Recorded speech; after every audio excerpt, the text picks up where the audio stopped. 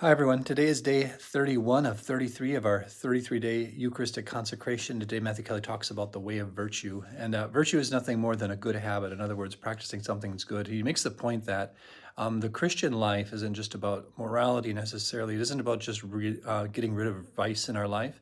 It's also supposed to be acquiring virtue. In other words, a good habit that we have some practice every day that actually fills in the gap. Because if we leave vice, that's one thing. It ends up with leaving us a sort of a hole that has to be filled. And so in order to fill that hole, you have to fill it with something good. And so a virtue is a good habit that we have to practice every day. And anyone that try to change the habits in their lives to make maybe bad habits good habits know how difficult it is and what a struggle it is. A spiritual director that I had growing up said the best way to start is to go to bed on time and get up on time. Those are the two most virtuous and heroic moments of the day. So something just to consider. Importance today of practicing virtue and making those good habits.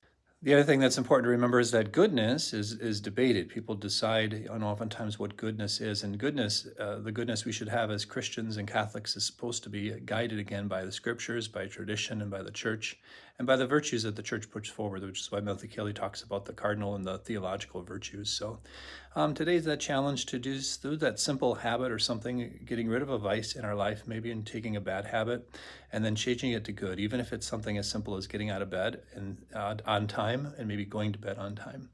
So thanks for continuing with the consecration. We'll do the instructions as Bishop has given us. I'll send that video out maybe tomorrow about how we're going to do the consecration at Masses this weekend. And we'll see you soon. God bless. Bye.